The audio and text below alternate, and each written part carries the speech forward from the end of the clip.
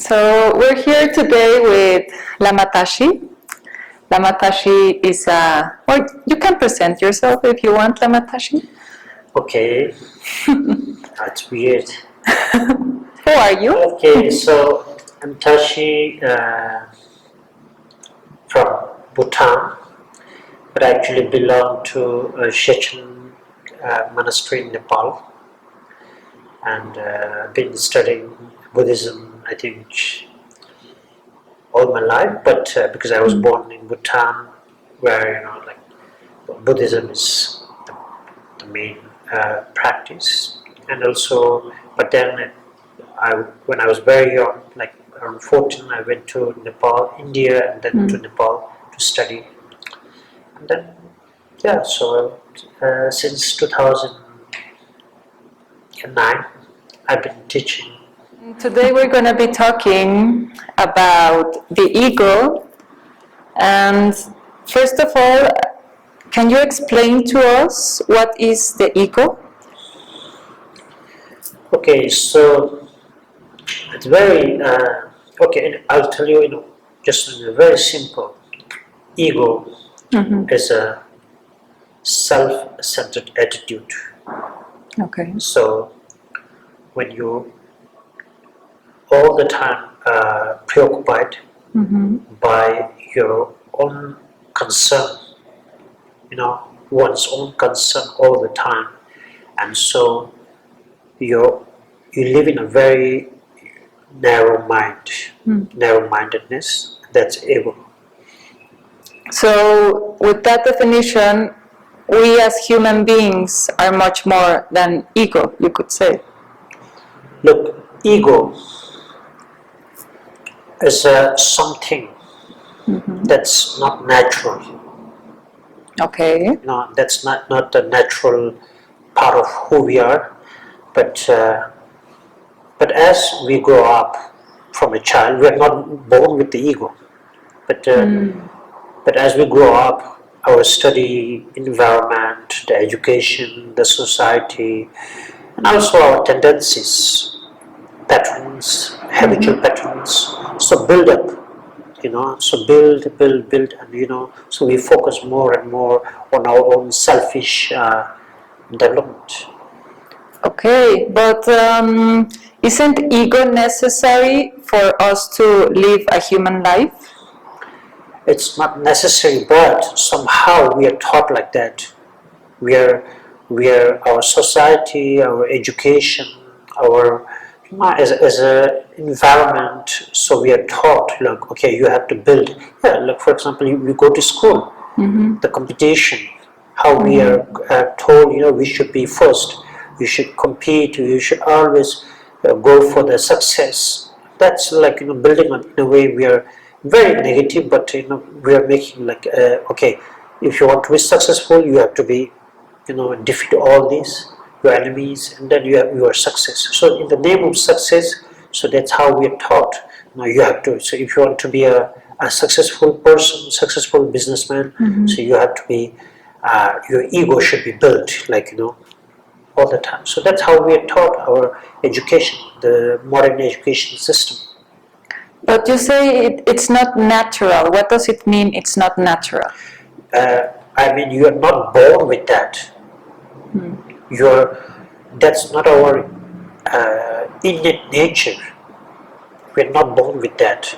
We are like somehow we are constructed by all these different conditions of our life as we grow up from a very young child. So that's why it's not the nature of who we are. And can a human being live a human life without the ego? Yeah. Yes? There are many examples. Like who? Like for example, like some of the greatest masters that I know and I've received teachings, they without ego, the very simple, so much wisdom, like always happy, but without any ego. They can be very, so well known in their life, because of the practice, and there's so many students, but when it comes to as a person, they're so humble, with no ego. They treat everyone with respect, without any bias. So whether it's a very beggar, a very rich person, there's no difference. Now, right now, we only look for okay, if it's a beggar or a poor person, we look very suspicious, and if it's someone with a name, or he looks so dressed up well, that we okay, we receive them so with so much care and respect. So there's a lot of duality in that. But we live in a dual world where we have, let's say, a lot of opposites, and I do think we as human beings come here to learn how to be human, or to learn something. So the ego for me is like this character that we play so that we can live a human life. I understand that there's some human beings that can take away the ego and to be more like liberated, you could say, human beings, like the Buddha. But if we're not close to that yet, isn't it necessary? Look, ego, relatively speaking, yes, for example, if you're in a business or in any kind of work in a mundane world, yeah, ego plays a big role to survive. If you're in a business or commerce or whatever in your life activities, so in the mundane sense, yes, it plays a big role, for your survival, but it's not the basic. For example, I'll give you an example. We were born in a very openness, the world, openness, where everything is free, the basic freedom we call. So and suddenly your ego makes you are there, and for example, you go to a salsa, a salsa dance. This room is very spacious, free, and then you go there, you feel so free, so you like the freedom, and so you go there and you try to dance. You try to dance, and then when you dance, as you are dancing, you need a partner. First you feel, okay, I'm going to dance, and then you feel, okay, I'm here dancing, and then you feel solidify, very concrete, and in that way, that spacious room becomes solidified, concrete.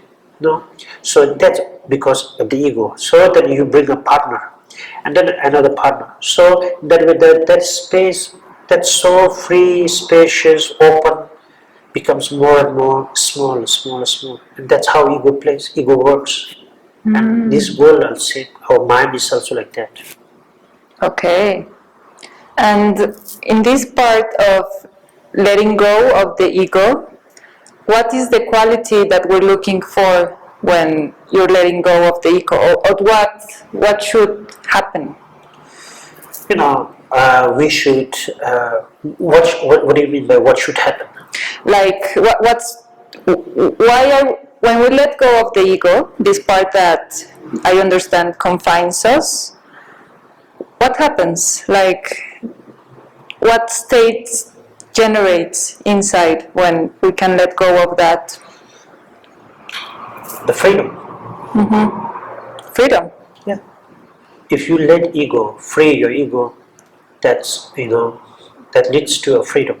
Because the more you become egocentric, you are isolating from the reality. You are isolating, and you become, living it more and more narrow in the world. Like, for example, I'll say, imagine you become so rich, you are one of the richest person, and then you accumulate all the wealth, money, and you are the only rich person in this whole village. Do you feel secure? No. You will say, okay, now I have to protect myself. So you will, build just more security guard, so less freedom. But you think I'm very rich, I'm very wealthy, but at the same time, you are protecting from so many those people who are not rich, because you feel insecure. There's no freedom. And that's how you can see many celebrities or many, like famous people, because of their ego and of course talent, they become, very special. But at the same time, there's no freedom. You become less freedom. And we live in a very egoistic world, very individualistic world, where actually the culture takes us to build the ego. As you said, since we're born, we are taught how to build an ego, how to create this character. And how can we create a different kind of culture, a different kind of world? What would be like the teachings we would have to give to the children since they are born? We should, I'm not saying that, but like, for example, parents can teach them the kindness, the compassion, because we are born like that. We are born with, compassion is a natural, innate nature. You are born with that. The kindness, these are all, very deep inside us, very natural. But somehow, it's like we are like a gold covered with all kinds of dust, so we don't recognize that is inside us. So we have to lead, for example, feelings. You have to feel yourself. There's no feeling nowadays. Feel others. There's no feeling. We are like a robot all the time. And so, let the child feel what it is like. Not only like, oh, mi amore, like, don't do that, like, let them feel, no? Let them feel what it is like. And the sensation of kindness and compassion, we should teach how we can be gentle, tender to others and to oneself. So a child, I'm looking to follow the thought. So the child that is born in this innate nature, which is, we can call it gold, no? Let's say the world has a lot of impurities and we're gonna end up catching something. It's not like we can just go around in life being pure all our lives. Otherwise, I wouldn't understand why we are born. If we can keep just that pure nature all the time. So, what is the way for a child to cultivate that kindness, that compassion that is inherent to its nature, even with all the impurities that may be coming from the outside? Yes, look, so the first thing how we can develop is at home. The parents plays a very big role now, because we just send them our children towards the school, and then like parents, they just go and pick up, and then okay. But if the parents can show the real, this kindness and at home, and not only like putting pressure on the, or okay, swimming, taekwondo, boxing, or I don't know, like football, like all the time taking from one lesson to other class, even after school, the children never rest, the kids never rest nowadays, because you finish the school, We take them to the swimming. We take them swimming with like a football until like 9. Like so, the children, the mind is being all the time like consistently, Yes. pressured, and in that way, becomes solidify like a rock. So they don't have a feeling. No. So instead, okay, so we play with the mud, we play with the flower. No, feel that, and the sensation is different. You feel this connection. There's no connection with the parents and the children. There's no connection. Just like we live in a very sophisticated and complex world. There's no connection. That's very interesting. So now the child that grows up and becomes an adult, how is it that being of a pure nature or having a pure nature of kindness and compassion, we as human beings can develop something like violence? Where does violence come from? Yes, because the violence is also because of the fear, the insecurity, the power, the fame. So to protect the identity, because we have somehow constructed this identity that because of the ego. So when it's so strong, becomes so strong. So protect that ego, because I have to protect. I have to protect my name, my fame, my property. So that way to protect. So people then comes with a lot of different conditions. Like that's when, because of the ignorance, the hatred, anger. There's too much anger. So where it comes from? It comes from not knowing or a confused state of the mind. A confused state of the mind. Okay. So what would be for a normal human being, what would be the lesson to learn so that they can go in life and develop the other part, generosity, the compassion? What are simple lessons for any human being for them to develop this part? Yeah, like this is like I'm not saying as a Buddhist, but also it's because compassion has nothing to do with the religion. Compassion is the basic human nature, and human nature should let it blossom if we put right conditions. Like just like a plant need sun, soil, water, right amount of all these conditions. Not only you plant a seed and if you don't care, don't pay attention, it will never give the fruit, or it will never blossom. But so there's a seed. The seed is the compassion is there in all of us. But if you do not nurture it with conditions, favorable conditions, then it becomes wasted, and becomes a waste. And so that's how this time. So we are most of the people are engaging in so many negative activities and actions that it's very harmful in a way.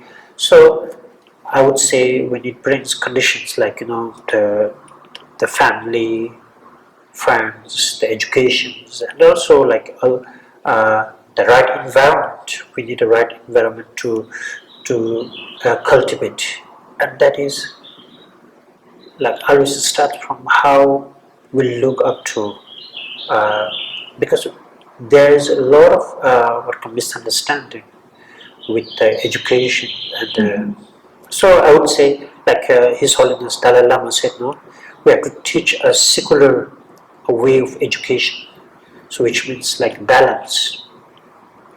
The kindness, we should teach kindness in the school, compassion, and then also not only marketing and economics and commerce, but also okay, at the same time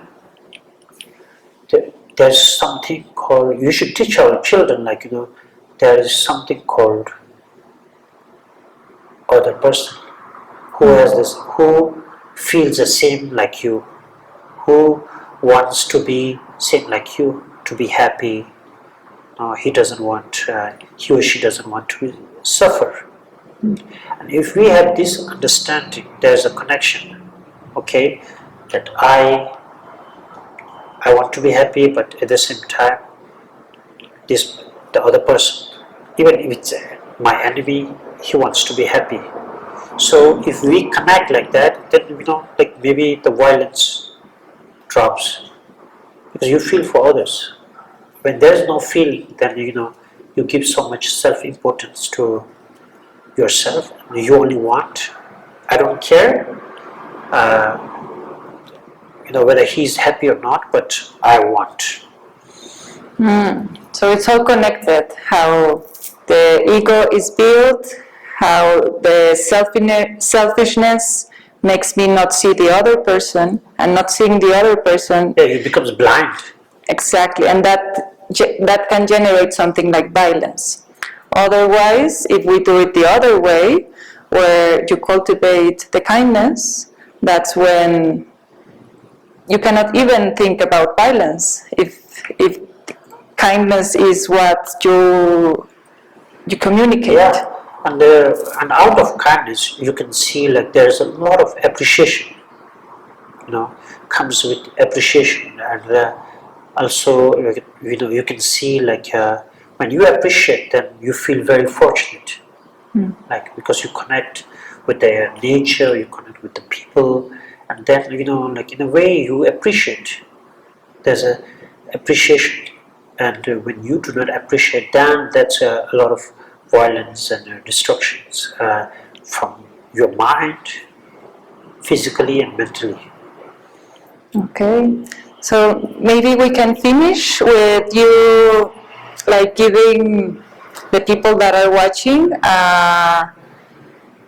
a tip about how to connect with kindness and why to develop kindness. Yes, very simple, I would say, is always start every day, appreciate and feel